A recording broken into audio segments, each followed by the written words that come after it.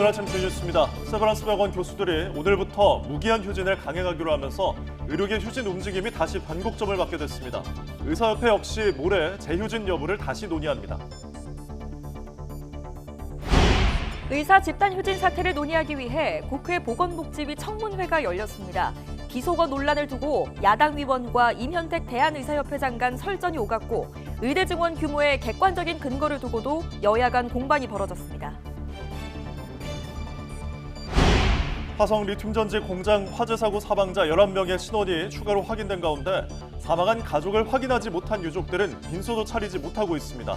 임시 분향소에는 시민들의 추모 행렬이 이어졌습니다. 그제부터 송도 일부 지역에 마시기 부적합한 수돗물이 공급돼 주민들이 큰 불편을 겪었습니다. 인천 상수도 사업본부는 36시간 만인 오늘 새벽 1시 반쯤부터 정상화됐다고 공지했습니다. 전지훈련 기간에 술을 마시고 미성년자 후배를 성추행한 혐의로 3년의 자격정지를 받은 피겨 국가대표 이혜인 선수가 음주는 깊이 반성하고 사과한다면서도 성추행이 아니라 후배와 연인 사이였다고 밝혔습니다. 미국 정부의 기밀을 폭로해 기소됐다가 석방된 위키리스크 창립자 줄리언 어산지가 14년 만에 고국 호주로 돌아갔습니다. 어산지 측은 저널리즘과 알 권리에 대한 공격이라며 미국을 강력히 비난했습니다. 시청자 여러분 안녕하십니까? 목요일 아침 뉴스타트 2부 시작합니다. 의대 증원 정책에 반대하며 집단 휴진을 결정했던 세브란스 병원 교수들이 오늘부터 무기한 휴진에 나섭니다. 연세대 의대 교수 비대위와 세브란스 병원 교수들은 오늘부터 기한이 없는 휴진을 시작한다고 밝혔습니다. 다만 입원 병동과 응급실, 중환자실, 분만실 등은 휴진 범위에서 제외한다고 설명했습니다. 의료계 집단 휴진 사태 해결책 모색을 위해 국회 보건복지위원회가 청문회를 연 가운데 정부의 의대 증원 규모 결정 근거를 두고 여야가 충돌했습니다. 야당 소속 복지위원들은 보건복지부에 의대 증원 규모를 2,000명으로 결정한 근거가 뚜렷하지 않고 관련 서류 제출에도 응하지 않고 있다며 천공이 제시한 거냐며 따져 묻기도 했습니다. 이에 복지부는 잘못된 소문이라고 반박했고 여당인 국민의힘 소속 의원들은 의대 증원이 과학적 근거를 토대로 결정됐다며 정부의 자료 제출을 강요해서는 안 된다는 취지로 엄호했습니다. 화성 리튬전지 업체 아리셀 공장에서 난 화재로 사망한 11명의 신원이 추가로 확인됐습니다. 경기 남부경찰청 화성 화재 사건 수사본부는 국가수 DNA 대조 결과 한국인 여성 1명, 중국인 남성 2명과 여성 7명, 라오스인 여성 1명 등 모두 11명이 추가로 확인됐다고 밝혔습니다. 그러면서 이번을 포함해서 지금까지 신원이 확인된 피해자는 모두 14명이며 유족들에게 신원 확인 사실을 통보했다고 설명했습니다. 해외 전지훈련 기간 술을 마시고 미성년자 후배를 성추행한 혐의로 3년 자격정지를 받은 피겨 선수가 징계 이후 처음 언론 인터뷰에 나섰습니다. 여자 피겨 간판 이혜인 선수는 YTN과 만나서 술을 마신 건 명백한 잘못으로 깊이 반성하고 상처받은 분들께 죄송하다고 거듭 사과했습니다. 하지만 남자 후배를 성추행하거나 성적 가해 행위를 했다는 보도는 사실이 아니고 해당 선수와는 연인 사이였다고 밝혔습니다. 그제부터 인천 송도 국제도시 일대 아파트 단지 수돗물에 불순물이 섞여 나오는 문제가 해결됐습니다. 인천시 상수도 사업본부는 오늘 새벽 1시 반쯤부터 송도 지역 수질이 정상화됐다고 문자로 공지했습니다. 인천 송도 일대에선 그제 오후 2시쯤부터 상수도 간에 불순물이 유입돼 먹는 물의 탁도 기준치를 넘긴 수돗물이 공급됐습니다. 정부의 기밀을 폭로해 미국 방첩법 위반 혐의로 기소됐다 석방된 위키리스크 창립자 줄리언 어산지가 고국인 호주에 도착했습니다. 호주 AAP 통신 등에 따르면 어산지는 현지 시간 26일 저녁 7시 30분쯤 호주 캔버라 공항에 도착했습니다. 어산지는 비행기 문을 열고 나오면서 주먹을 불끈 쥐어 올렸고 마중 나온 아내 스텔라 어산지 등 가족들과 포옹을 한 뒤 숙소로 이동했습니다. 어산지가 호주에 도착하자 앤서니 앨버니지 호주 총리는 석방에 도움을 준 미국과 영국에 감사한다고 밝혔습니다. 미국 월가의 주요 투자은행 10곳 가운데 4곳은 미 연방준비제도가 연내 1회 금리 인하를, 나머지 6곳은 연준이 연내 2회에서 3회 금리 인하를 할 것으로 내다보고 있다고 한국은행 뉴욕 사무소가 밝혔습니다. 한은 뉴욕 사무소는 현지 시간 26일 뉴욕 맨해튼 사무실에서 특파원 간담회를 열고 주요 투자은행은 올해 안에 이 정책 금리를 인하의 폭을 연준과 동일하게 전망하거나 한두 차례 더 인하할 가능성이 높은 것으로 보고 있다며 미 정책 금리에 대한 투자은행의 전망 내용과 특징에 관해 이처럼 설명했습니다.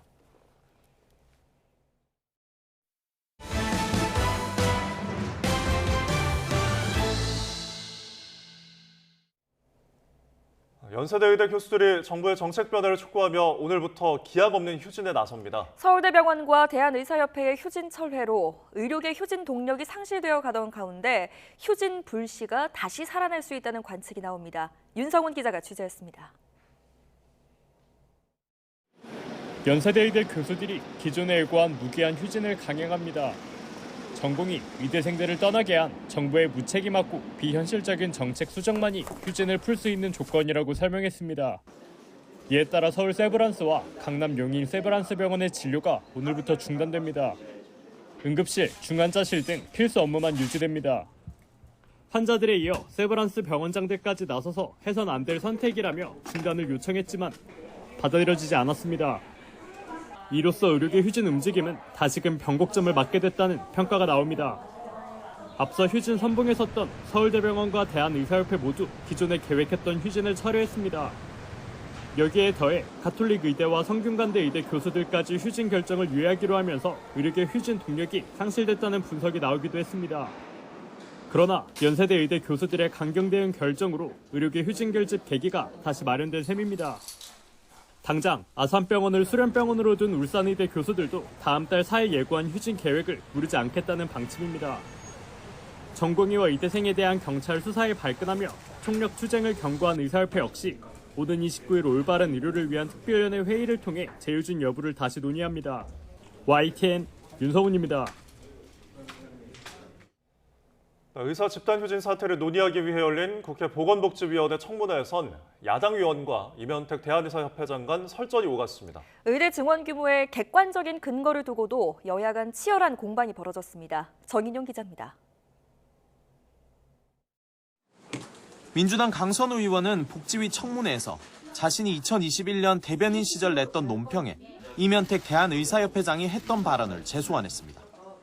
당시 의사는 강력범죄를 저질러도 진료를 계속할 수 있다며 의사 면허 제도를 비판했는데 임 회장이 거친 욕설을 했다며 지금 사과할 의향이 있느냐고 물은 겁니다. 저한테 미친 여자라고 한 거에 대해서 하실 말씀 있냐고요? 없어요? 예, 유감으로 생각합니다. 강 의원이 또 과거 임 회장의 다른 막말 사례들을 지적하며 막말 폭격기라고 몰아세우자 임 회장은 이렇게 대답했습니다. 답변 드리면 됩니까? 사과해야 되지 않겠냐고요. 국민이 가진 헌법상의 표현의 자유의 영역에 생각된다고 생각합니다. 팽팽한 긴장감 속에 2,000명 의대 증원 규모의 근거를 두고 정부를 향한 야당층 비판도 이어졌습니다. 왜 2,000명인지 명확하게 설명하지 못하고 있다며 천공이 제시한 거냐고 주장하기도 했습니다. 성 씨가 이 씨여서 2,000명이 됐다는데 그렇다면 뭐 그게 사실이 아니겠습니다만은 만에 하나라도 그렇다면 뭐 5씨나 6씨였으면 어떻게 됐겠습니까? 여당은 과거 정부와 달리 윤석열 정부는 의료계와 충분한 논의를 거쳤다고 엄호했습니다. 그러면서 정부가 과학적 근거를 토대로 증원 규모를 결정했다고 거듭 반박했습니다. 제대로 된 추계 모형을 반영을 해서 도출한 수치, 그리고 공통적으로 2035년 기준 10,000명 정도 나오고 있습니다. 문제를 풀고자 하는 그런 의지로 장관이 결정했다. 청문회에는 환자단체도 출석해 의료 공백 장기화에 비판의 목소리를 높였습니다. 의료계에서 의대 증원을 반대하는 것도 환자라 위해서 한다고 이야기하고 있는데 그 와중에 지금 환자들이 죽어가고 있습니다. 정부는 전공의들의 이탈이 장기간 이어질지 예상하지 못했다며 조속히 공백이 해소될 수 있도록 최선을 다하겠다고 거듭 고개를 숙였습니다. YTN 정인용입니다. 네, 국회는 본회의를 열고 국민의힘 몫으로 남은 국회 부의장과 상임위원장 7명을 선출합니다. 이로써 22대 국회 전반기 원구성은 지난 5일 우원식 의장이 선출된 지 22일 만에 마무리됩니다. 본회의에선 민주당 3선 의원 출신 김민기 전 의원이 국회 사무총장 임명 승인안도 처리될 예정입니다. 법사위 등 야당 주도로 진행된 상임위원회 운영을 두고 국민의힘이 유감을 나타내자 더불어민주당이 국정의 비정상을 정상화하는 과정이라고 반박하며 신경전을 벌였습니다. 국민의힘 배준영 원내수석 부대표 등 원구성 합의 기자회견에서 일부 상임위에서는 여당목 간사도 선임되지 않고 국민 보기에 눈살 찌푸려지는 상황이 벌어져 유감스럽다고 말했습니다. 이에 민주당 박성중 원내수석 부대표는 22대 국회에서 윤석열 정권 국정의 비정상적 부분을 정상화해야 한다며 국회법 절차에 따라 의사일정을 진행하는 게 당의 일관된 입장이라고 반박했습니다. 해병대 수사단이 지난해 최상병 사건 초동 조사 결과를 경찰에 넘긴 날 윤석열 대통령이 신범철 당시 국방부 차관과 통화한 기록이 2건 더 확인됐습니다. 박정훈 전 해병대 수사단장 측이 자신의 항명 혐의 재판에서 확보한 통신 기록을 보면 신 전 차관은 지난해 8월 2일 낮 1시 반쯤 윤 대통령 개인 휴대전화로 전화해 8분 45초 동안 통화를 했습니다. 또 3시 40분에도 신 전 차관이 먼저 전화해 3분 36초 동안 통화를 했습니다. 윤석열 대통령 탄핵 소추안 발의를 요구하는 국회 국민동의 청원에 20만 명 이상이 동의를 했습니다. 국회는 누리집에 해당 청원이 법령상 상임위 회부 기준인 5만 명 이상 동의를 받아 소관위원회인 법제사법위원회에 회부됐다고 공지했습니다. 국회 청원 심사 규칙에 따라 법사위는 타당성이 인정될 경우 청원을 본회의에 부의할 수 있고 청원이 본회의를 통과해 이송되면 정부는 처리 결과를 국회에 보고해야 합니다. 네, 북한이 또다시 남측을 향해 오물풍선을 날렸습니다. 합동참모본부는 이같이 밝히며 적재물이 떨어지는 것에 주의하고 떨어진 풍선을 발견하면 가까운 군부대나 경찰에 신고해달라고 당부했습니다. 서울 동대문구 장안동 등 일부 지역에서는 오물풍선에 실려 날아온 종이 조각이 떨어져 출동한 군이 수거했습니다. 북한은 그제 밤에도 오물풍선 250여 개를 날렸는데 이번까지 포함하면 7번째 살포입니다. 북한과 러시아의 전략적 동반자 관계 조약 체결 이후 한국 정부가 우크라이나에 대한 무기 지원을 다시 검토하겠다고 밝히자 러시아가 연일 강경 발언을 내놓고 있습니다. 양국 관계 악화의 책임을 한국 정부에 떠밀면서 대결적 정책을 다시 검토하라고 촉구했습니다. 이경아 기자가 취재했습니다. 러시아 외무부는 안드레이 루덴코 외무차관과 이도훈 주 러시아 한국 대사가 외무부 청사에서 면담을 가졌다고 밝혔습니다. 이 자리에서 루덴코 차관은 한국 당국에 한반도 긴장 고조를 촉발하는 대립적 정책을 재검토할 것을 촉구했다고 외무부는 전했습니다. 그러면서 한국과 러시아가 수십 년간 쌓아온 협력의 산물이 파괴된 것은 현재 한국의 지도부 탓이라고 주장했습니다. 러시아 외무부는 또 최근 북러 양자협력 발전에 대한 한국 정부 고위 인사들의 반러시아적 발언을 허용할 수 없다고 밝혔습니다. 러시아와 북한이 평화를 위협한다는 근거 없는 비난은 동북아 군사블록을 구축해 패권을 유지하려는 미국의 계획에서 국제사회의 관심을 돌리기 위한 것이라고 강조했습니다. 마리아 자하로바 러시아 외무부 대변인도 한국 정부가 우크라이나에 살상 무기를 보낼 경우 치명적인 결과를 맞게 될 것이라고 거듭 경고했습니다. 또 미국과 그 동맹의 군사 활동이 증가하고 있다며 미국이 대화 대신 대결을 택해 한반도 상황이 위험한 경계선에 놓인 것이라고 주장했습니다. 자하로바 대변인은 유엔 안전보장이사회 모든 회원국이 긴장 완화에 관심을 둔다면 되도록 빨리 대북 제재 체제를 수정해야 한다고 밝혔습니다. 러시아 정부는 북러 조약은 침략이 발생할 경우 서로 돕겠지만 아무도 공격하지 않으면 이 조항은 발동되지 않는다며 방어용임을 강조하고 있습니다. 동시에 북한에 이어 이란과도 새로운 조약을 준비하고 있음을 분명히 했습니다. Договор вы, наверное, неоднократно слышали. Еще раз прошу не выдавать это за, так сказать, формулировку такой же, как с Северной Кореей. Сейчас прорабатывается большое соглашение с Ираном. Слышали об этом, наверное, да? 지난 1월 러시아 정부는 이란과의 관계가 전례 없이 좋아지고 있다며 포괄적 양자협력 협정이 체결 막바지에 와 있다고 공개한 바 있습니다. YTN 이경아입니다. 미국 정부는 북한이 러시아와 최근 체결한 조약에 따라 도네츠크 등 우크라이나 내부의 러시아 점령지로 북한군 병력 등을 파견할 가능성에 대해 반대 입장을 분명히 밝혔습니다. 매슈 밀러 국무부 대변인은 브리핑에서 북한과 러시아의 중대되는 관계에 대해 상당히 우려해왔다며 도네츠크는 우크라이나의 일부이지 러시아의 일부가 아니라고 말했습니다. 이어 어떤 형태의 북러 협력이든 그것이 러시아에 점령된 우크라이나 영토에서의 활동과 관련된다면 미국은 반대할 것이라고 밝혔습니다.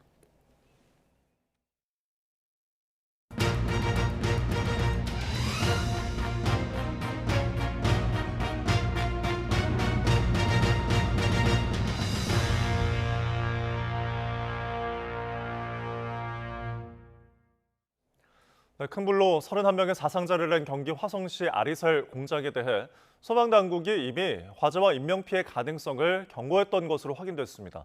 지난 3월 28일 작성된 소방활동 자료 조사서를 보면 남양 119 안전센터는 실제 불이 난 3동에서 제품 생산 라인이 빠르게 타면 많은 인명피해가 생길 수 있다고 지적했습니다. 또 11개 건물이 인접하게 위치해 불이 주변으로 번질 수 있다고 우려하기도 했습니다. 이처럼 사상자 31명을 낸 경기 화성 리튬전지 공장 화재와 관련해 경찰과 고용노동부는 강제 수사에 나섰습니다.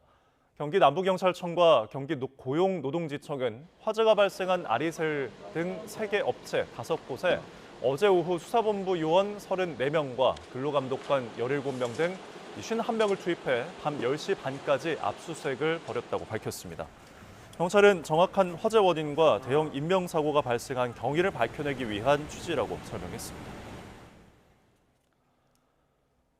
화재가 발생한 지 나흘째지만 사망자 상당수의 신원은 확인되지 않고 있습니다. 장례도 온전히 치러지지 못하는 상황인데 영정사진도 위패도 없는 임시분향소는 유족들과 시민들의 애통함만 가득했습니다. 표정우 기자가 다녀왔습니다. 흰 국화꽃이 빼곡히 쌓여있는 단상. 리튬전지 공장 화재에서 숨진 희생자들을 기리기 위해 화성시청에 설치된 임시 분향소입니다. 영정사진도 이름도 걸리지 않았지만 희생자들을 기리기 위한 추모객들의 발길은 종일 이어졌습니다. 고인들에게 헌화하는 시민들의 얼굴엔 안타까움과 침통함이 가득했습니다. 이게 어쨌든 남의 일이 아니고 내 일이거든요. 내 식구가 이런 일이 생겼을 때 얼마나 힘들까. 가까운 이웃에게 이런 참사가 찾아왔다는 게 믿기지 않는다며 미안한 마음을 감추지 못했습니다. 같은 화성 시민으로서 우리 고향에서 저런 또 큰 사고가 일어나는 데 대해서 비통함을 금치 못하겠고 그래서 먼 걸음이나마 조문하러 왔습니다. 사망한 가족을 눈으로 확인도 못한 유족들은 빈소도 차리지 못한 채 시청에 마련된 지원센터에서 하염없이 눈물을 삼켰습니다. 공장 대표가 언론 앞에서만 고개를 숙였을 뿐 유족들에겐 연락 한 번 없다며 비판하는 목소리도 나왔습니다. 정작 희생자의 가족들, 같이 일했던 공장의 직원분들한테는 사과 한 마디 없었어요. 전화 한 통화 없었어요. 사망자 전원에 대해 부검이 들어간 경찰은 최대한 신속히 DNA 검사도 진행해 신원 확인을 마무리할 방침입니다. YTN 표정우입니다. 사건 사고 한 줄 뉴스입니다. 오늘 새벽 0시 40분쯤 서울 관악구 봉천동 3층짜리 건물 1층에 있는 고깃집에서 불이 나 10여 분 만에 꺼졌습니다. 다친 사람은 없었지만 환기구와 천장 등이 불에 타 32만 원의 재산 피해가 발생했습니다. 어젯밤 9시 10분쯤에는 서울 연희동에 있는 5층짜리 다가구 주택 3층에서 불이 났습니다. 심정지 상태인 20대 여성을 포함해 중국인 2명이 병원으로 옮겨졌고 9명은 자력으로 대피했습니다. 어제 오후 5시 20분쯤 경남 창원시 내서읍의 자동차 부품 열처리 공장에서 불이 나 공장 작업자 2명이 스스로 대피했습니다. 어제 오전 11시쯤 충남 서천군 판교면에 있는 저수지에 승용차가 빠졌습니다. 소방대원들이 인양한 차 안에서는 60대 여성이 숨진 채 발견됐습니다. 어제 오후 2시 40분쯤 강원 강릉시 왕산면 목계리의 한 도로에서 1톤 화물차와 5톤 화물차가 부딪혀 3명이 중경상을 입어 병원으로 옮겨졌습니다. 피의자 어머니에게 성관계를 요구하고 성추행까지 한 혐의를 받는 경찰관이 1심에서 징역 6개월의 실형을 선고받자 판결에 불복해 항소했습니다. 대낮에 통신사 대리점에서 흉기로 직원들을 위협한 50대 남성에 대해 구속영장이 신청됐습니다. 남성은 범행 전날에도 망원동 일대에서 시민들을 협박한 것으로 파악됐는데 당시 음주 상태는 아닌 것으로 조사됐습니다. 태국인 여성에게 성매매를 강요하고 이를 거부하면 장시간 감금한 혐의로 폭력 조직 행동대원인 40대 A씨 등 3명이 구속 상태로 재판에 넘겨졌습니다. 충남 태안에 있는 요양원에서 70대 남성 입소자가 옆방에 있는 여성 입소자를 성추행했다는 신고가 접수돼 경찰이 수사에 나섰습니다. 그제 오후 경기 고양시 대화동에 있는 식당에서 만취 상태에서 20대 여성 식당 종업원을 흉기로 위협한 60대 남성 A씨가 특수협박 혐의로 경찰에 입건됐습니다. 서울 강남 한복판에서 건널목을 건너다 쓰러진 20대 여성에게서 마약류인 케타민이 발견돼 마약류 관리법 위반 혐의로 경찰에 체포됐습니다. 경찰은 여성이 마약을 어디서 입수했고 실제로 투약을 했는지 등을 조사하고 있습니다. 지금까지 한 줄 뉴스였습니다. 인천 송도 일부 지역에서 그제부터 마시기에는 부적합한 수돗물이 공급돼 일대 주민들이 불편을 겪었습니다. 급수차 앞에서 긴 줄을 기다려가며 물을 받아가서 쓴 주민들도 많았는데 오늘 새벽에서야 정상화됐습니다. 정현우 기자가 취재했습니다. 늦은 밤 아파트 주민은 모두 모인 것처럼 길게 늘어선 중. 다들 집에서 가장 큰 통을 챙겨와 급수차에서 물을 받아갑니다. 인천 송도 일부 지역에서 마시기 부적절한 수돗물이 나와 집마다 생수를 공급받는 겁니다. 오늘도 지금 30-40분 정도 걸려서 가져간 거거든요. 씻는 것도 문제가 있고 씻는 것도 솔직히 말해서 불편해요. 이게 괜찮은 건지. 불안해하는 주민들을 위해 일부 아파트에선 공금으로 생수를 사서 나눠주기까지 했습니다. 전날까지는 세대당 2통 1개씩을 상수도 사업본부에서 제공했는데요. 거의 다 떨어지고 이제 아파트 쪽에서 자체적으로 생수 9,000개를 구입해 세대당 4개씩 나눠주고 있습니다. 인천 송도에서 파열된 상수도관이 교체되고 근방 일대에서 수돗물에 불수돗물이 섞여 나오기 시작한 건 그제부터. 불편을 겪은 수만 세대에선 언제까지 이렇게 버텨야 하느냐는 불만이 터져나왔습니다. 네, 힘들죠. 어젯밤에도 그렇고. 우리 딸내미는 지금 친구 집에 갔어요, 지금. 아침에 이제 출근해서 씻고 간다고 청 나갔어요, 지금. 그래갖고. 그러니까 지금 언제 됐든 말도 없고. 상수도 사업본부 측은 오늘 새벽 1시 반쯤 송도 일대 수질이 완전히 정상화됐다고 밝혔습니다. 문제가 생긴 지 36시간 만입니다. 그간 복구가 늦어진 이유에 대해선 물을 흘려보내면서 수질을 계속 검사했지만 일부 구간에서 음용 기준을 못 맞춰 늦어졌던 것이라고 해명했습니다. YTN 정인우입니다. 네, 오늘도 중부지방은 대체로 맑은 가운데 30도를 웃도는 한여름 더위가 기승을 부리겠습니다. 하지만 남부와 제주도에는 장맛비가 내리면서 더위가 주춤하겠습니다. 자세한 날씨 알아보겠습니다. 신미림 캐스터. 네, 기상센터입니다. 네, 오늘은 중부지방과 남부지방의 하늘 표정이 다르다고요? 네, 오늘 서울 등 중부지방은 맑은 하늘이 함께하겠습니다. 오늘 서울 낮 기온은 32도로 예년 기온을 4도나 웃돌겠고요. 내일은 더위의 기세가 한층 더 강해지며 이른 더위가 기승을 부리겠습니다. 반면 장맛비가 내리는 남부지방은 광주가 28도에 머무는 등 기온이 크게 오르지는 못하겠습니다. 자세한 지역별 기온부터 살펴보면 현재 서울 기온은 20.6도, 대전은 19.5도, 대구는 18.3도로 출발하고 있습니다. 낮 기온은 중부를 중심으로 크게 오르겠고 남부지방은 흐리고 비가 내리면서 더위가 주춤하겠는데요. 오늘 서울 낮 기온은 32도, 대전도 32도까지 오르겠고요. 광주는 28도, 대구는 29도, 부산은 25도에 머물겠습니다. 네, 이어서 장맛비 상황도 알아보죠. 지금 비가 내리는 곳 어딘가요? 네, 정체전선이 북상하면서 제주도에는 장맛비가 내리고 있습니다. 앞으로 빗줄기가 점차 굵어지면서 호우특보가 내려지는 곳도 있겠는데요.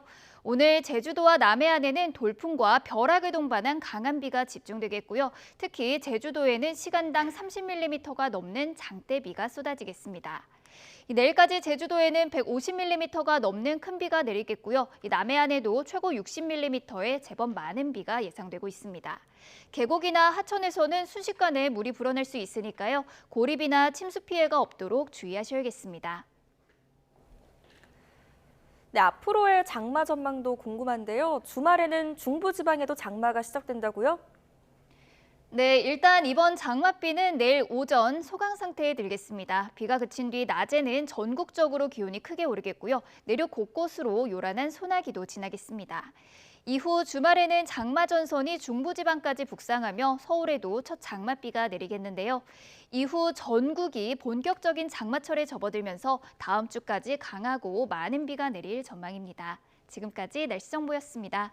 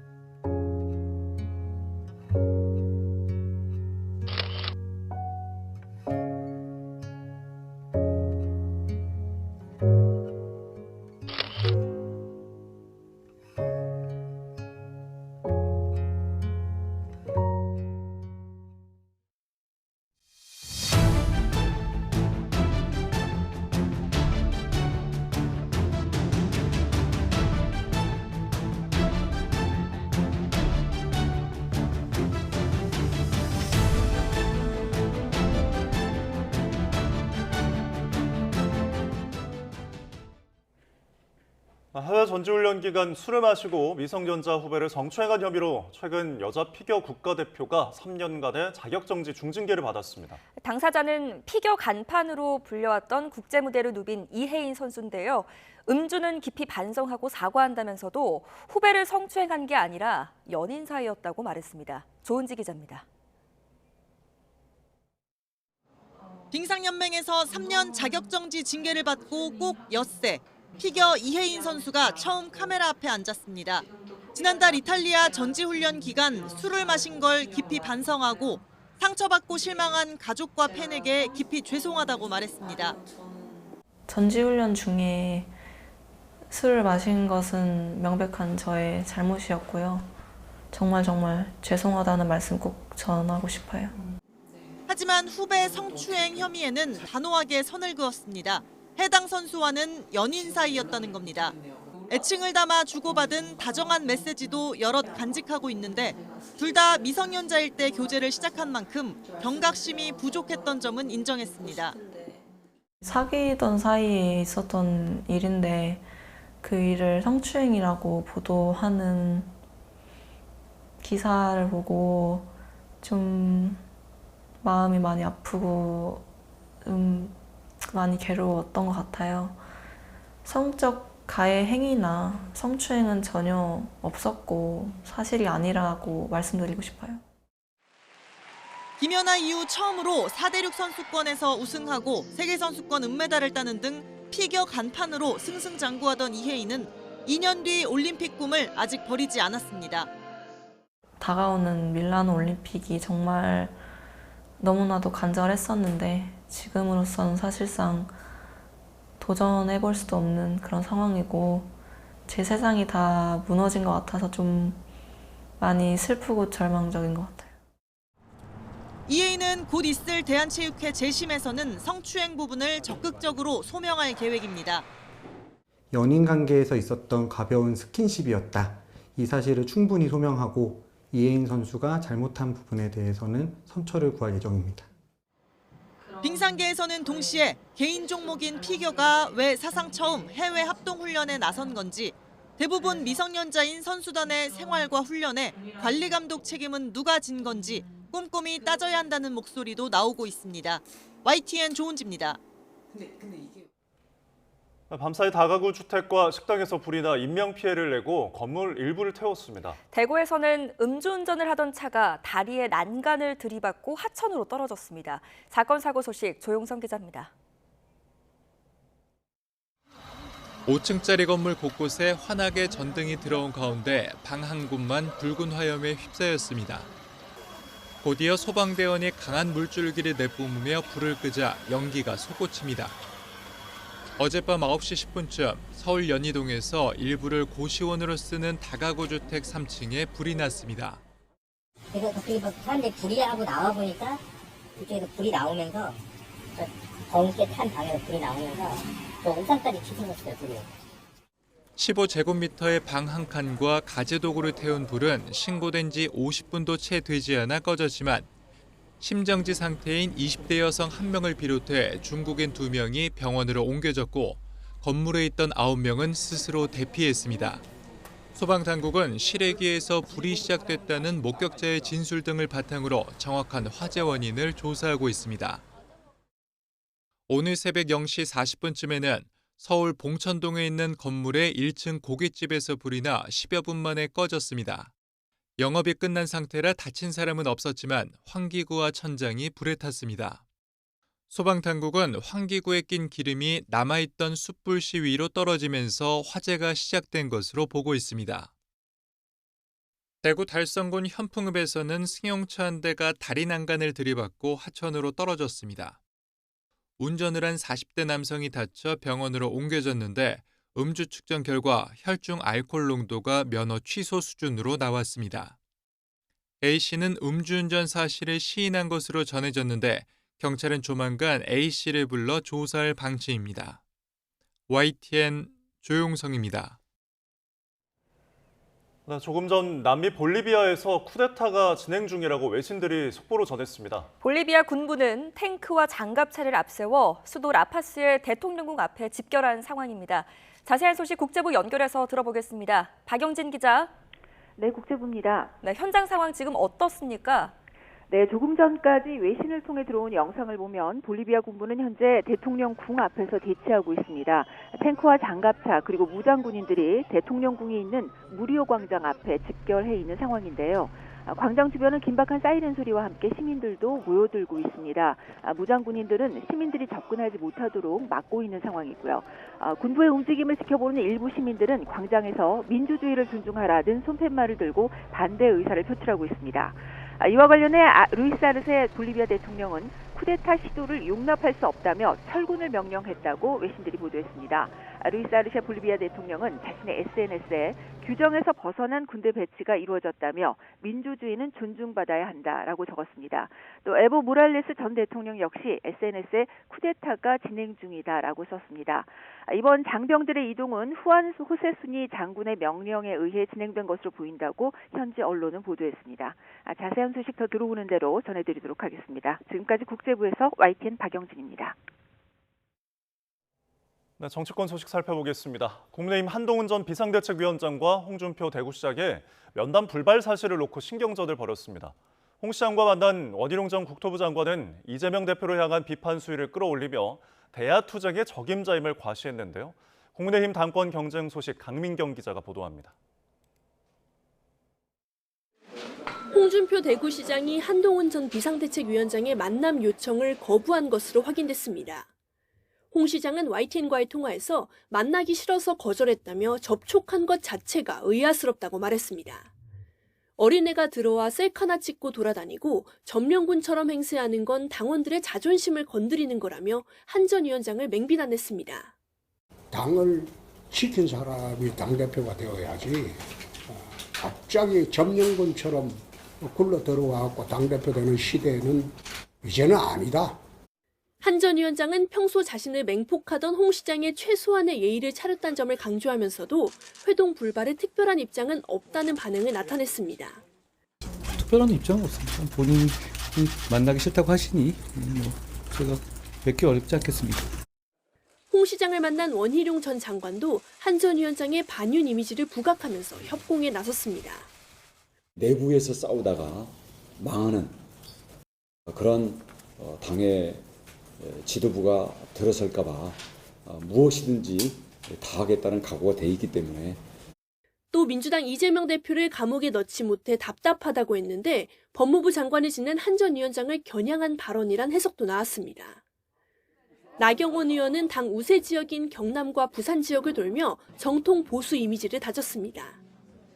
6.25 74주년에 맞춰 띄운 자체 핵 무장론의 세부 방침도 공개했는데 역시 보수 민심 잡기 행보로 풀이됩니다. 국제 정세 변화에 따른 핵무장입니다. 이제 말로만 하는 안보는 더 이상 우리를 안전하게 할 수 없다 이렇게 생각합니다. 윤상현 의원은 이른바 런닝메이트는 친한, 친윤 줄세우기 야합으로 규정하고 개파 정치 타파를 강조하며 한동훈, 원희룡 두 경쟁자를 싸잡아 비판했습니다. 특히 이들 모두 총선에서 패배했다는 점을 꼬집었습니다.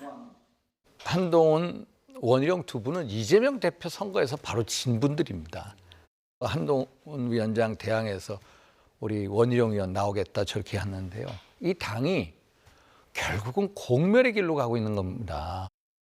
국민의힘은 다음 달 8일부터 전국을 돌며 합동 연설회를 시작할 예정입니다. 당권주자 4명의 홍준표 대구시장 등 당내 인사들도 참전하면서 당대표 경선전이 달아오르고 있습니다. YTN 강민경입니다. 더불어민주당이 전당대회 준비위원회를 띄우며 새 지도부를 선출하기 위한 전당대회 체제에 돌입했습니다. 이재명 전 대표의 연임이 사실상 확실시되는 가운데 당 일각에선 여전히 우려의 목소리가 나오고 있습니다. 손효정 기자입니다. 민주당 차기 당대표와 최고위원을 선출하기 위한 8월 전당대회 준비 기구들이 공식 출범했습니다. 전당대회 준비위원회 위원장은 호남 중진 이춘석 의원이 맡았고 경선 과정을 관리하는 선거관리위원장 역시 호남 4선 이계호 의원이 임명됐습니다. 이춘석 의원 같은 경우는 사무총장도 하셨고 4선 의원이시고 전국 당원대를 준비하는 데 있어서 아주 능력을 잘 발휘해 주실 거로 알고 있고요. 민주당 관계자는 최대한 친명 색채가 옅은 중진 의원을 기용하려 했다며 인선 배경을 설명했습니다. 이재명 전 대표의 단독 출마가 유력해지고 다른 최고위원 후보군도 친명 일색이란 평가가 나오는 상황이 전준희 인선에도 영향을 미쳤다는 분석입니다. 오늘 첫 회의를 여는 전준희 논의의 핵심 쟁점도 경선 규칙을 정하는 문제가 될 전망입니다. 지역을 돌며 순차적으로 개표하는 기존 경선 대신 한 번의 선거 결과를 공개하는 원샷 경선 등이 검토되는 것으로 알려졌습니다. 후보 간 경쟁이 치열할 땐 지역별 개표가 흥행에 유리하지만 지금처럼 마땅한 대항마 없이 이 전 대표의 압승이 예상될 땐 경선을 한 번에 끝내는 게 낫다는 겁니다. 다만 당 일각에선 이 전 대표의 연임을 두고 대권과 중도 확장성에 불리한 행보라는 지적이 끊이질 않습니다. 이재명 대표의 대권 가도에 도움이 되느냐 하는 측면에서 저는 우려되는 게 좀 있어요. 중도층에서 이거 좀 욕심이 과도한 거 아니냐라는 비판을 받을 수 있다는 거죠. 또 대표는 이재명이란 또대명 등의 표현이 널리 회자될 만큼 이미 결과가 뻔하다는 전당대회 흥행에 대한 기대감이 떨어졌다는 지적도 고심거리로 남았습니다. YTN 손효정입니다. 오늘의 경제일정입니다. 미국과 중국의 패권 경쟁이 심화하고 있는 가운데 정부가 공급망 안정화위원회를 출범합니다. 경제가 안 보인 시대 우리 공급망 안정화 전략에 관심이 모아집니다. 금융위원회가 고용노동부, 보건복지부와 협업한 서민금융 종합플랫폼 이따를 출시합니다. 민간과 정책 상품을 한 번에 조회할 수 있고 금융서비스뿐 아니라 고용, 복지, 채무조정까지 다루며 취약계층의 경제적 자립을 지원합니다. 오늘이 내년도 최저임금 심의 법정 시한인 가운데 이와 관련해서 중소기업계 입장 발표가 있습니다. 최저임금의 업종별 차등 적용을 거듭 촉구할 것으로 보입니다. 자동차 마니아들의 관심사죠. 부산 모빌리티쇼가 내일 개막을 앞두고 언론의 신차를 미리 소개합니다. 전기차 대중화 시대를 이끌 다양한 전기차 모델이 어떤 게 있을지 기대가 모입니다. 요즘 기업들의 경기 체감도는 어떨까요? 기업들의 체감 경기를 짐작할 수 있는 6월 기업경기 실사지수 BSI와 경제심리지수 ESI가 발표됩니다. 5월 전산업 업황 BSI는 3월 이후 석 달 연속 오름세를 이어갔습니다. 금융위는 부동산 프로젝트 파이낸싱 연착륙을 위한 대주단 협약 개정도 발표합니다. 부동산 PF 사업장의 만기 연장, 이자 유예 조건을 강화하는 내용입니다. 윤석열 대통령이 국민의 정신건강을 국가가 챙기고 정신건강 정책의 대전환을 이루겠다며 예방과 치료, 회복 등 모든 주기를 아우르는 세부 지원책을 발표했습니다.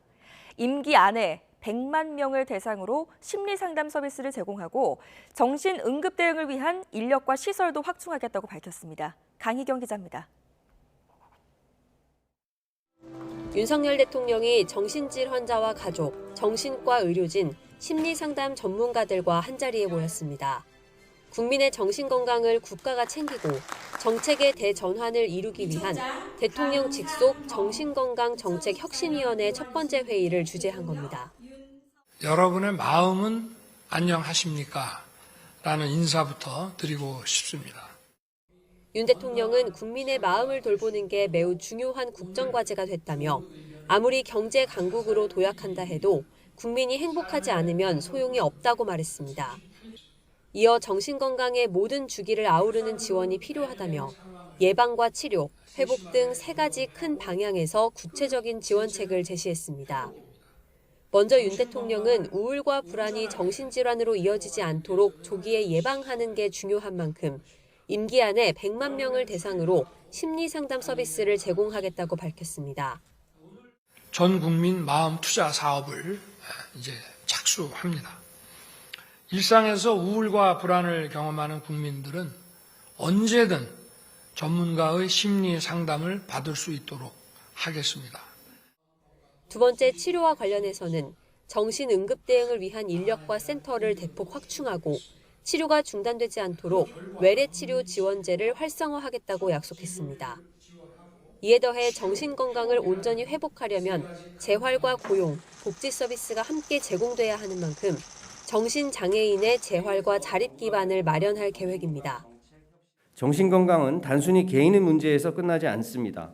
국가의 문제이기도 합니다. 정신건강 문제를 국가의 핵심 정책 아젠다로 삼아 국민이 행복한 나라를 만들어 나갈 것입니다. 윤 대통령은 정신건강 정책도 중요하지만 사회의 시선을 바꾸는 게 더 중요하다며 정신질환에 대한 인식을 바꾸고 편견을 해소할 수 있는 방안을 마련하라고도 당부했습니다. YTN 강희경입니다. 의도적으로 자해하는 사람 가운데 청소년이 가장 많은 숫자를 차지하는 것으로 조사됐습니다. 질병관리청이 병원에 입원한 환자의 정보를 모은 2022년 퇴원 손상 통계를 보면 의도성 자해 환자의 퇴원 비율은 13세부터 18세까지 청소년이 10만 명당 64명으로 가장 많았습니다. 65세 이상 노인이 10만 명당 52명, 19세에서 64세 사이 청장년이 32명으로 뒤를 이었습니다. 청소년 자해 환자의 퇴원율은 10년 전인 2012년 10만 명당 28명이었던 것보다 128% 이상 증가했고 최근 3년 사이 지속적으로 늘어난 것으로 확인됐습니다. 지난해 검거된 마약 사범의 숫자가 2만 명을 넘겨서 역대 최다치를 기록했습니다. 특히 10대 청소년의 범행은 1년 사이 3배가 넘게 늘어나는 등 마약 범죄가 이미 우리 사회에 뿌리 깊게 파고들어 있는 것으로 확인됐습니다. 홍민기 기자입니다. 평범한 아파트 우편함에서도 집 주변 야산에서도 발견되는 물건들, 바로 마약입니다. 경찰에 검거된 대마 유통 일당 가운데엔 고등학교 1학년 학생도 있었고 번호사 사진할 수 있고, 책도 적부심 점거할 수 있고. 마약 청정국은 이미 옛말, 학교에서 마약에 취해 비틀거리는 중학생도 있습니다. 담임 교사가 이제 어디 아픈 줄 알고 어디 아프냐, 괜찮냐 하면서 이제 상담을 하던 과정 중에 아이가 약을 먹었다는 얘기를 했고요. 지난해 1년 동안 검거된 마약 사범은 2만 7천여 명으로 집계가 시작된 지 30여 년 만에 처음으로 2만 명을 넘었습니다. 전년도보다는 50%, 4년 전보다는 70% 넘게 늘어난 수치입니다. 특히 500명을 넘지 않았던 10대 마약 사범은 1년 만에 급증했습니다. 전체 연령대에서 10대, 20대 젊은 마약 사범이 차지하는 비율도 적지 않아졌습니다. 국내에 유통되는 마약류는 국제 밀수 조직들을 통해 대부분 해외에서 밀수입되고 있는 것으로 나타났습니다. 국내에 들어온 마약들은 유통 조직들을 거쳐 비대면 거래 방식으로 퍼지는데 총책과 관리책, 전달책으로 뿔뿔이 나뉘고 보안 메신저를 사용해 검거도 쉽지 않습니다. 대검찰청은 지난해 설치된 마약범죄 특별수사팀을 중심으로 관세청 등과 협력해 집중 단속을 이어나가겠다고 밝혔습니다.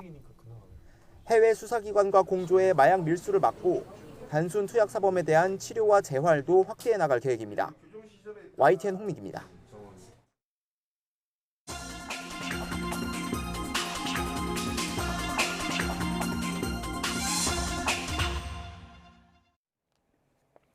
오늘의 글로벌 픽입니다. 미국 정부의 기밀을 폭로해 기소됐다가 석방된 위키리크스 창립자 줄리언 어산지가 14년 만에 고국 호주로 돌아갔습니다. 어산지 측은 끝내 유죄 판결을 받은 이번 사례는 저널리즘과 알 권리에 대한 공격이라며 미국을 강력히 비난했습니다. 신웅진 기자의 보도입니다. 비행기 문이 열리자 줄리언 어산지가 주먹을 불끈 쥐어 올리며 14년 만에 귀환을 알립니다.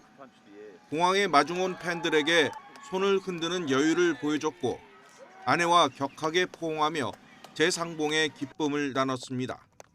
어산지 측은 곧바로 캔버라의 한 호텔로 이동해 기자회견을 열었는데 정작 당사자는 참석하지 않았습니다. 아내 스텔라는 남편에게 회복할 시간이 필요하다며 양해를 구하고 대신 포문을 열었습니다. The fact is that this case is an attack on journalism. It's an attack on the public's right to know, and it should never have been brought. Julian should never have spent a single day in prison. 어산지의 변호인도 전 세계 언론인들은 미국이 만들어낸 위험한 선례를 잘 따져봐 달라고 말했습니다. In order to win his freedom, Julian pleaded guilty to conspiracy to commit espionage for publishing evidence of U.S. war crimes, human rights abuse, and U.S. wrongdoing around the world. This is journalism. This is the criminalization of journalism. 앞서 줄리언 어산지는 미국령 사이판 지방법원에서 자신의 유죄를 인정했고 판사는 징역 5년 2개월형을 선고한 뒤 영국 교도소에서 이미 복역한 기간을 인정해 바로 석방했습니다. 어산지는 미국 육군 병사 첼시 매닝을 설득해 기밀인 외교 전문가 국방 정보를 빼돌려 2010년 위키리크스를 통해 폭로한 혐의로 미국에서 기소됐습니다. 이후 영국 주재 에콰도르 대사관 등에서 망명 생활을 하다 2019년 영국 당국에 체포돼 미국 송환을 두고 법정 다툼을 벌여왔습니다. 아내 스텔라가 남편이 나를 잡을 것이라고 예고한 만큼 머지않아 본인이 직접 등판해 못다한 말을 쏟아낼 것으로 보입니다. YTN 신웅진입니다. 앞으로 5년간 유럽연합 EU를 이끌 지도부 구성을 위한 사실상 마지막 회의가 오늘부터 시작됩니다. EU 27개국은 현지 시간으로 오늘부터 내일까지 이틀 동안 벨기에 브뤼셀에서 정상회의를 열어 EU 행정부를 포함한 주요 기구 인선과 5년간 우선 추진할 전략적 의제 선정 등을 논의할 예정입니다. 이번 회의에선 연임에 도전하는 우르줄라 폰데어라이엔 EU 집행위원장을 후보로 공식 지명할지가 최대 관심사입니다. 오는 11월 미국 대선의 승패를 가를 경합주 유권자들은 바이든 대통령보다 트럼프 전 대통령이 민주주의 수호에 더 적합하다고 판단하는 것으로 나타났습니다. 워싱턴 포스트가 6개 경합주에서 여론조사를 진행한 결과 미국 민주주의에 대한 위협에 더 잘 대처할 후보로 44%가 트럼프를 꼽은 반면 바이든은 33%에 그쳤습니다. 유권자들은 대선에서 민주주의에 대한 위협이 얼마나 중요한 의제인지 질문에 61%가 중요하다고 답했습니다. 국대서양조약기구 나토의 차기 사무총장으로 마르크 류터 네덜란드 총리가 공식 지명됐습니다. 류터 총리는 옌스 스톨텐베르그 현 사무총장의 임기가 종료되는 오는 10월 공식 취임해 4년간 나토를 이끌게 됩니다. 케냐의 대규모 증세 반대 시위에 대한 경찰의 유혈 진압으로 인한 사망자가 최소 22명으로 늘어났습니다. 케냐 국가인권위원회는 하루 동안의 시위에서 이 같은 규모의 사망자가 발생한 것은 사상 최대 규모라며 조사에 착수하겠다고 밝혔습니다. 이와 별도로 케냐 의사협회는 사망자가 23명이고 총상을 입은 부상자가 30명인 것으로 집계했습니다. 전 세계 성인의 3분의 1은 세계보건기구 WHO가 제시한 권장체 못 미치는 신체 활동을 하는 것으로 조사됐습니다. WHO는 현지 시간 26일 보도자료를 통해 새로 분석된 데이터에 의하면 2022년 기준으로 전 세계 성인 가운데 31%인 18억 명 정도가 신체활동 권장량을 채우지 못한 것으로 파악됐다고 밝혔습니다. 배우 강동원 씨가 아카데미상을 주관하는 미국 영화예술과학 아카데미의 신입 회원으로 초청됐습니다. 아카데미는 영화 브로커와 반도에 출연한 강동원 씨와 패스라이브즈의 유태욱 씨를 포함한 올해 신입 회원 초청자 487명의 명단을 발표했습니다. 강동원 씨 등이 아카데미의 초청을 수락하면 정식 회원으로서 아카데미상 투표권을 행사할 수 있게 됩니다. 지금까지 글로벌 픽이었습니다.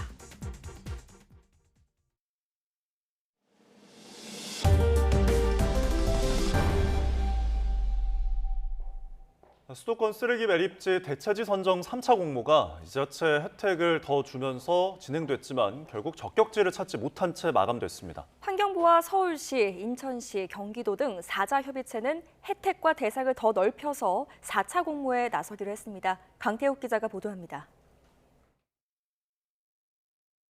난지도 이후 1992년부터 30년 넘게 수도권 주민의 쓰레기를 매립해온 수도권 매립지. 애초 2016년까지 예정이었지만 대체 매립지를 찾지 못하면서 사용이 연장됐습니다. 지난 3월 대체 매립지를 찾겠다며 세 번째 공모에 나섰지만 또다시 무산된 겁니다.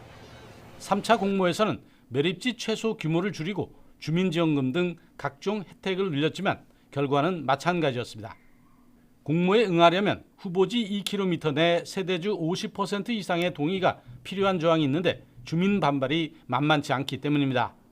이에 4자 협의체는 혜택을 더 늘리는 내용으로 4차 공모에 나서기로 했습니다. 3차 공모 때까지 응모한 지자체가 한 군데도 없었기 때문에 4차 공모 과정에서는 면적이나 또 사전 주민 동의 요건이나 이런 부분들이 상당 부분 완화될 것으로 이렇게 기대하고 있습니다. 여기에 지자체 대상이라는 범위도 개인과 기업까지 확대할 것으로 전해졌습니다. 이에 대해 매립지 주변 주민들은 결과는 마찬가지일 것이라며 정부가 적극적으로 나서야 한다고 촉구하고 있습니다. 대통령은 공약을 이행하라는 거 하고요. 두 번째, 총리실 산하 직속 전담기구를 설치해달라는 거고요. 지역 국회의원들도 정부가 소극적으로 대응해 공모가 실패했다고 주장하고 나섰습니다. 서구 가벌병 국회의원 일동은 수도권 매립지로 인하여 30년 넘게 고통받은 서구 주민들과 함께 이번 공모 실패를 분명히 규탄합니다. 인천시는 현재 사용 중인 3-1 매립장의 최초 설계상 포화 예정 시점인 내년에 사용을 종료해야 한다는 입장입니다. YTN 강태욱입니다. 지난 2020년 7월 3명이 숨진 부산 초량 지하차도 참사 관련 책임자들이 오늘 대법원 판결을 받습니다. 대법원은 오늘 전 부산 동구 부구청장 A씨와 전 부산시 재단대응과장 등 4명에 대한 상고심 판결을 선고합니다. A씨는 참사 당일 휴가 중이었던 동구청장을 대신해 재단안전대책본부장을 맡았지만 별다른 조치나 지시 없이 퇴근한 뒤 개인 약속 자리에 참석하는 등 업무상 주의 의무를 위반한 혐의를 받습니다. 축구선수 황의조 씨가 등장하는 불법 촬영물을 유포하고 피해자들을 협박한 혐의로 기소된 황 씨의 형수가 2심에서도 실형을 선고받았습니다. 서울고등법원은 보복 협박 등 혐의를 받는 A씨에게 징역 3년을 선고하고 성폭력 치료 프로그램 40시간 이수를 명령한 원심을 유지했습니다. 재판부는 영상을 유포하면 피해자들이 지속적이고 회복 불가능한 피해를 입을 수 있다는 걸 알고도 범행을 저질러서 비난 가능성이 매우 크다고 질타했습니다. 네, 인공지능 AI 기술은 빠르게 발전하면서 우리 삶에 점차 깊숙이 들어오고 있는데요. 국내 최신 AI 기술을 만나고 AI와 함께하는 미래 모습을 엿볼 수 있는 자리가 마련됐습니다. 임늘솔 기자가 현장 다녀왔습니다. 스마트 미러 앞에서 동작을 따라하면 인공지능이 몸의 균형을 분석합니다. 인공지능은 각종 자세 데이터를 기반으로 어깨와 허리, 무릎 등 부위별로 얼마나 불균형한지 알려줍니다. 체형에 맞는 재활 운동도 추천해줘 언제 어디서든 전문가 없이 균형 있는 자세 운동을 할 수 있습니다. 초고속 생성형 시각 모델 코알라에 복잡한 문장을 입력하자 곧바로 실제와 같은 이미지가 만들어집니다. 시각지능 기술을 활용해 이미지를 생성하는 건데 이전에 개발한 기술보다 처리 속도가 5배 빠릅니다. 우리 아이들이 자신만의 그림 동화책이나 이길장을 만들 때 그 내용을 반영해 줄 수 있는 그림이나 일러스트를 생성해 주는 교육 콘텐츠 프로그램으로 활용될 수도 있기도 하고요. 그동안 국내에서 개발한 인공지능 관련 최신 기술을 만나고 인공지능과 함께 살아갈 미래 모습을 엿볼 수 있는 행사가 열렸습니다. 특히 가정과 사무실, 공공장소, 그리고 헬스케어 테마로 전시관을 나눠 인공지능 기술의 성과와 활용을 한눈에 알 수 있도록 했습니다. 또 와이파이 송신기를 이용해 신고자의 위치를 정확하게 분석하는 근접 탐색 기술과 시끄러운 환경에서도 다국어를 실시간으로 번역하는 기술 등도 공개됐습니다.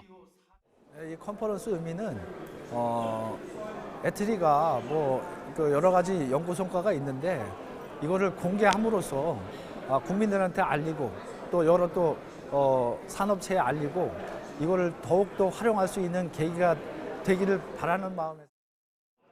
인공지능과 함께하는 미래를 엿볼 수 있는 이번 행사는 목요일까지 과학기술 컨벤션센터 국제회의실에서 누구나 무료로 만나볼 수 있습니다. YTN 사이언스 임늘솔입니다.